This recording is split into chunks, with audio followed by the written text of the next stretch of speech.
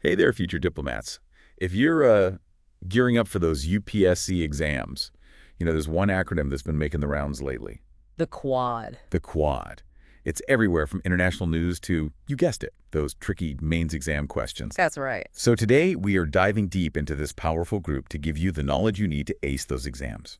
The Quad, or Quadrilateral Security Dialogue, is no longer just a blip on the geopolitical radar.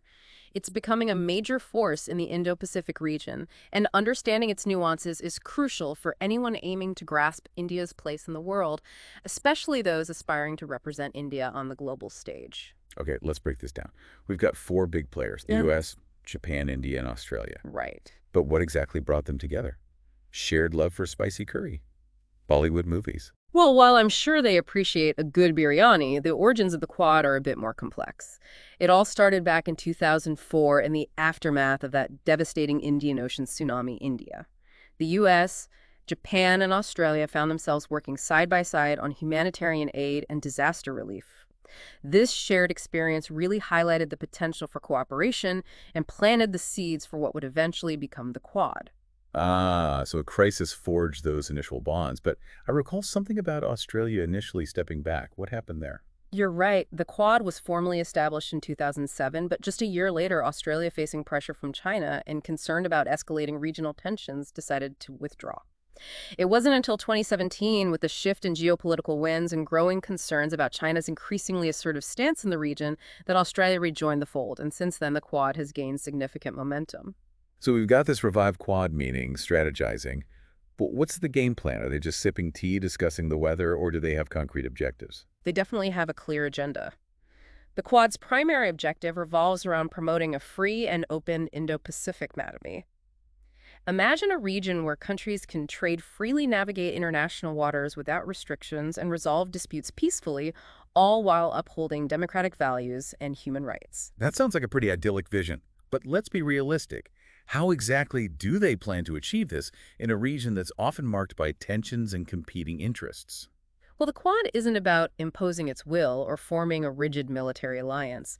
Instead, it's about fostering cooperation and building consensus among like-minded countries. They aim to achieve these objectives through a multi-pronged approach, involving strategic dialogues, joint military exercises, and collaborative initiatives across various sectors, from maritime security to healthcare and technology. So it's a combination of soft power and hard power, diplomacy and deterrence. But how does this all tie into India's own strategic goals? This is where it gets particularly relevant for India, especially considering its Act East policy. The Quad aligns perfectly with India's aspirations to strengthen its ties with East and Southeast Asian nations, becoming a more prominent player in the Indo-Pacific. It provides a platform for India to collaborate with powerful partners on issues that directly impact its security and economic interests. So it's not just about reacting to China's moves, but proactively shaping the region's future alongside key partners. Now, I know the Quad isn't just about talking, they're actually doing things.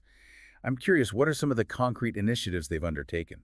What are those tangible examples that UPSC examiners love to see in those well-crafted answers? They've definitely got an impressive portfolio of initiatives. One that stands out is the Indo-Pacific Partnership for Maritime Domain Awareness, or IPMDA for short.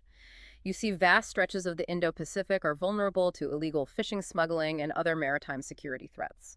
The IPMDA aims to tackle this by creating a sophisticated surveillance network. So it's like having a watchful eye in the sky, or rather on the seas, making it harder for those shady activities to slip under the radar. Exactly. But how does this benefit India specifically? For India, with its extensive coastline and vital maritime trade routes, the IPMDA is a game changer. It allows India to monitor activities in its exclusive economic zone, more effectively protecting its economic interests and bolstering its maritime security. Think about it. Being able to track suspicious vessels, predict potential threats, and share real-time information with partner nations, that's a huge advantage for India's security apparatus. Makes sense. So it's not just about naval exercises and military might, but also about leveraging technology to enhance maritime domain awareness. But are there any Quad initiatives that go beyond the realm of security? Absolutely.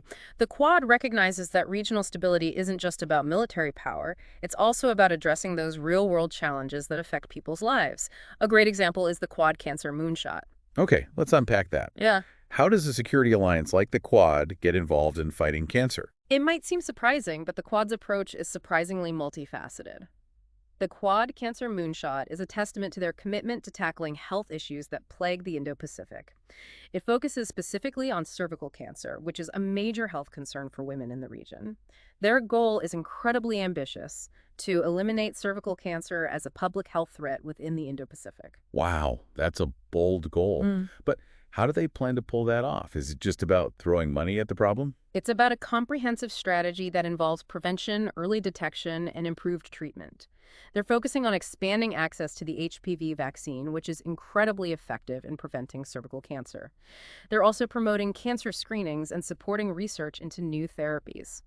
The Quad Cancer Moonshot is a powerful example of how the Quad is leveraging its collective expertise and resources to make a tangible difference in people's lives. That's a great example of how the Quad is addressing those human security challenges. Now, I know one of the key takeaways for UPSC aspirants is understanding the Quad's significance for India. Could you elaborate on that a bit more? Absolutely. For India, the Quad offers some significant advantages. Firstly, it strengthens India's position in the Indo-Pacific, allowing it to project its power and influence on the global stage. Secondly, it helps safeguard India's maritime interests, particularly given China's growing naval presence in the Indian Ocean. Think about it. The Quad provides India with strategic partners who share its concerns about China's assertive actions in the region. So it's about having those strong friends by your side when dealing with a powerful neighbor. But are there any tangible benefits for India beyond security? Definitely. The Quad can boost economic cooperation and strengthen supply chain resilience, which is particularly relevant in today's world. Remember the whole COVID supply chain mess. The Quad is all about finding ways to make those supply chains more robust and less reliant on a single country, which is where India comes in. Okay, so it's about diversifying those supply chains and making them less vulnerable to disruptions. But how does India benefit specifically from this? Well, post-COVID, India has a golden opportunity to attract manufacturing units that are looking to diversify away from China. The Quad can facilitate this shift, helping India become a key player in global supply chains and boosting its economic growth. Think about it, increased foreign investment job creation and a boost to India's manufacturing sector. All of this aligns perfectly with India's goal of becoming a global economic powerhouse. So it's a win-win situation, bolstering India's economic prospects while also making those global supply chains more resilient. And let's not forget the scientific collaboration aspect. Exactly. The Quad Fellowship we discussed earlier is a prime example.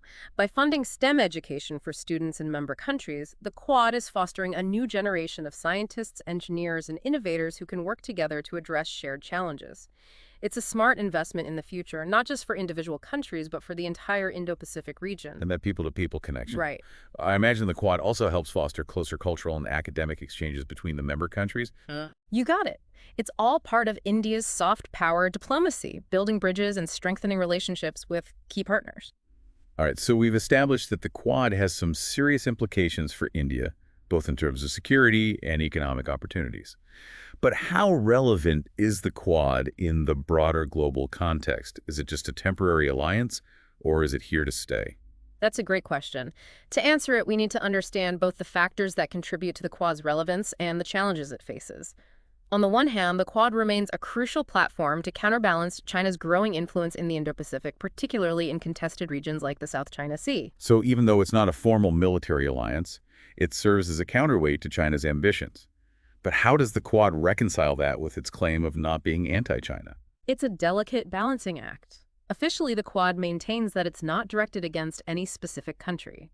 They emphasize their focus on promoting cooperation, upholding international norms, and addressing shared challenges. However, it's undeniable that China's actions in the region have been a major driving force behind the Quad's resurgence and its growing relevance in the global arena. So it's about walking that fine line between deterring China's assertive behavior while keeping the door open for dialogue and cooperation. But beyond countering China, is the Quad evolving to address other global challenges? They are indeed. One of the Quad's strengths is its adaptability and its willingness to expand its agenda beyond traditional security concerns. They've recognized that to be truly relevant in today's world, they need to address a wider range of issues, such as climate change, health security, and emerging technologies. So they're becoming more like a global problem-solving team, tackling those issues that transcend national borders. Can you give us some specific examples of how they're doing this? I'm sure our UPSC aspirants would love to have some concrete examples to cite in their answers. Absolutely. Let's take climate change, for instance. The Quad has committed to working together to reduce greenhouse gas emissions, promote clean energy technologies, and build resilience to climate impacts. They've also launched initiatives to strengthen pandemic preparedness and response, recognizing that infectious diseases are a global threat that requires coordinated action. So they're tackling those transnational challenges that no single country can solve on its own. But I'm also curious about the flip side. What are some of the challenges the Quad faces in terms of staying relevant and achieving its goals? Well, one of the main criticisms leveled against the Quad is its lack of a formal structure. Unlike NATO, for example, it doesn't have a secretariat or a permanent decision-making body. This can sometimes limit coordinated action and make it difficult to reach consensus on critical issues. So it's more like a loose grouping of like-minded countries rather than a tightly knit organization. That's right. And that can sometimes hamper its effectiveness in responding to global challenges. Another challenge stems from the divergent priorities among member countries. For instance, India's non-alignment policy and its reluctance to join formal military alliances can sometimes create friction within the group. Right. India has always been cautious about getting too entangled in alliances, preferring to chart its own course. Exactly. Right. And then there's the inherent tension between security and development goals. While the US and Japan tend to focus heavily on countering China, India and Australia often prioritize development-oriented goals. This can sometimes lead to differing approaches and complicate decision-making. So finding that sweet spot where everyone's interests align can be tricky. And of course, we can't ignore the elephant in the room, China's growing influence. Despite the Quad's efforts, China continues to expand its footprint in the Indo-Pacific both economically and militarily. Absolutely. China's economic clout is undeniable, and its Belt and Road Initiative is a prime example of how it's using economic leverage to expand its influence. The Quad needs to find ways to counter China's narrative and offer viable alternatives to countries in the region. So it's not just about military posturing, but also about winning hearts and minds through economic engagement and development assistance. But let's not forget that resources are finite. Many Quad initiatives, especially those focused on development and infrastructure, require substantial funding and institutional support. Exactly. It's not enough to have good intentions, you need the resources to back them up. And finally, we should also acknowledge that the Quad's objectives sometimes overlap with those of other multilateral forums like ASEAN-AUKUS and the Indo-Pacific Economic Framework. So there's a risk of duplication of efforts and a dilution of focus. That's a valid concern. The Quad needs to ensure that its initiatives are complementary to those of existing regional organizations, avoiding unnecessary competition and maximizing their impact. All right, so we've covered the Quad's origins, its objectives, its relevance for India, and the challenges it faces. But despite those challenges, there seems to be a lot of momentum behind the Quad. What do you see as the potential future of this alliance? Where do you see it going from here? That's a question that's on everyone's mind. One possibility is that the Quad will move towards greater institutionalization, formalizing its structure and mechanisms for decision-making to improve its efficiency and accountability. So maybe a secretariat or a permanent council to streamline things. Exactly. Another key aspect will be strengthening ties with regional organizations like ASEAN, ensuring that the Quad's efforts are complementary, not competing. Makes sense. Working together rather than stepping on each other's toes. Right. And then there's the idea of Quad Plus expanding the membership to include other key players like South Korea, New Zealand, Vietnam, and potentially even ASEAN itself. So opening up the club to make it more inclusive and representative of the region. Precisely. And when it comes to the agenda, I think we'll see a continued emphasis on issues like climate change, healthcare, and disaster resilience alongside traditional security concerns. So broadening the scope to tackle the most pressing challenges of our time. Exactly. And of course, to make all this happen, the Quad will need to ramp up its resource commitment, securing robust funding for those ambitious initiatives like infrastructure development, digital connectivity, and renewable energy projects. So putting their money where their mouth is, so to speak. Exactly. It'll be interesting to see how the Quad evolves and adapts in the years to come. This is all incredibly insightful, and I'm sure our UPSC aspirants are taking notes furiously. But before we delve further into the Quad's future and its implications for India, let's take a quick break to absorb all this information. When we come back, we'll explore specific case studies that highlight the Quad's impact and delve deeper into those potential future scenarios. Stay tuned. Welcome back, everyone. Before the break, we were exploring the Quad's evolution objectives and how it aligns with India's strategic goals. Now let's delve into some specific examples of how the Quad is making a difference on the ground. Those real-world initiatives that demonstrate its commitment to a free and open Indo-Pacific. Exactly. For our UPSC aspirants, this is where you can really shine in those essays and interviews. Being able to cite concrete examples of the Quad's impact is crucial for showcasing your in-depth understanding of this complex grouping. So let's dive into those case studies. What are some of the Quad's most notable achievements? One area where the Quad has made significant strides is in maritime security. Take the Indo-Pacific Partnership for Maritime Domain Awareness, or IPMDA, which we discussed earlier. This initiative is already yielding tangible results. For instance, in 2023, the IPMDA played a crucial role in tracking a fleet of illegal fishing vessels operating in the Indian Ocean. By sharing real-time data and coordinating their efforts, the Quad nations were able to apprehend the vessels and deter further illegal fishing activities in the region. That's a fantastic example of how the Quad translates into action, protecting both the environment and economic interests. It's not just about lofty pronouncements. It's about concrete results. Precisely. And this success story highlights the importance of information sharing and coordinated action among the Quad nations. Another compelling example is the Quad's response to the devastating volcanic eruption and tsunami that struck Tonga in early 2022. Ah, yes, I remember that. The images of the eruption and the subsequent tsunami were truly harrowing. Indeed, the Quad nations swiftly mobilized their resources, providing humanitarian aid, disaster relief supplies, and technical expertise to assist Tonga in its recovery efforts. This coordinated response not only alleviated suffering, but also demonstrated the Quad's commitment to regional stability and its ability to act as a force for good in times of crisis. So it's not just about countering China or projecting military power. It's also about responding to those urgent humanitarian needs and showcasing the Quad's value as a reliable partner in the region. Absolutely. And this responsiveness to regional needs is a key aspect of the Quad's evolving agenda. Beyond traditional security concerns, the Quad is increasingly focusing on issues like climate change, health security, and infrastructure development. Take, for instance, the Quad Climate Change Adaptation and Mitigation Package, or QCHAMP. QChamp, that sounds intriguing. What's that all about? QCHAMP is a multifaceted initiative launched in 2024 to address the pressing challenges of climate change in the Indo-Pacific. It includes provisions for sharing climate data, developing early warning systems for extreme weather events, promoting clean energy technologies, and building climate-resilient infrastructure. So it's a comprehensive approach tackling both the mitigation of climate change and the adaptation to its inevitable impacts. Exactly. And what's particularly noteworthy is the focus on practical solutions tailored to the specific needs of the region. For example, the Quad is investing in projects to develop drought-resistant crops, build seawalls to protect coastal communities from rising sea levels, and enhance disaster preparedness in vulnerable areas. That's a smart approach, recognizing that climate change is already having a significant impact on the Indo-Pacific, and that adaptation is just as important as mitigation. Precisely. And this focus on tangible solutions is a key differentiator for the Quad.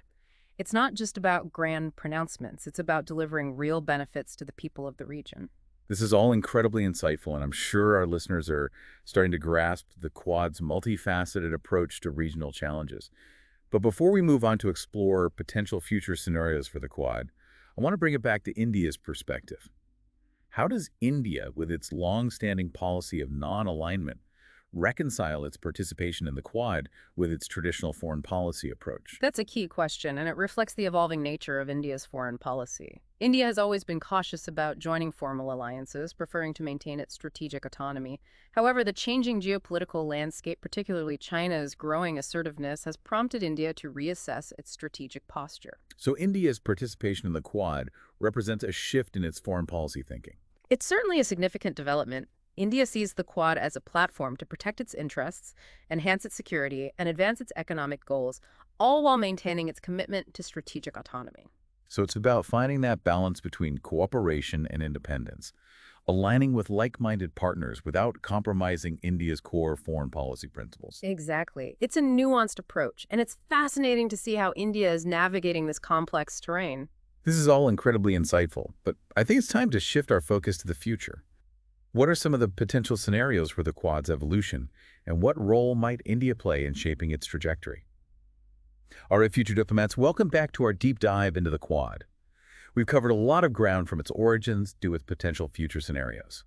Now let's do a quick recap of those key takeaways that will be invaluable for your UPSC preparations. Excellent idea. It's all about connecting the dots and seeing the bigger picture.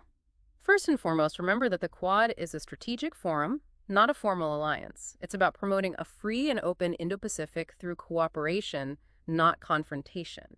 Right? It's about those shared values of democracy, the rule of law, freedom of navigation. And for India, the Quad offers a platform to enhance its security, boost its economic ties, and become a more prominent player in the Indo-Pacific region. Exactly. Think about it. Collaborating with powerful partners like the US, Japan, and Australia allows India to leverage their expertise, resources, and diplomatic clout to advance its own interests. Now, we can't forget about China. The Quad's rise is inextricably linked to China's growing assertiveness in the region. It's about creating a counterweight to China's ambitions, ensuring that no single power dominates the Indo-Pacific. Absolutely. But it's not just about containing China. The Quad is also about addressing those transnational challenges that require collective action, such as climate change, pandemic preparedness, and maritime security. And that's where those concrete examples we discussed come in handy. Being able to cite specific initiatives like the IPMDA, the Quad Cancer Moonshot, or QCHPP will demonstrate your in-depth understanding of the Quad's multifaceted approach. Precisely. And remember, the Quad is not a static entity. It's constantly evolving. We explored those potential future scenarios from greater institutionalization to the expansion of membership through the Quad Plus concept. Right. The Quad's future trajectory will depend on a complex interplay of factors, including the evolving U.S.-China rivalry, regional dynamics, and the commitment of its member states. Absolutely. And for our UPSC aspirants, this is where your analytical skills come into play. How might the Quad adapt to those changing circumstances? What role might India play in shaping its future? These are the questions that can set you apart in those challenging exams. So keep those brain gears turning. And remember, the Quad is not just an abstract concept. It's a real-world force with tangible implications for India's security economy and its role on the global stage. Understanding the Quad's complexities and nuances is essential for anyone aspiring to represent India in the diplomatic arena. We hope this deep dive has equipped you with the knowledge and insights you need to ace those UPSC exams. Remember, informed analysis and the ability to connect the dots are your keys to success. And don't forget, knowledge is a journey, not a destination.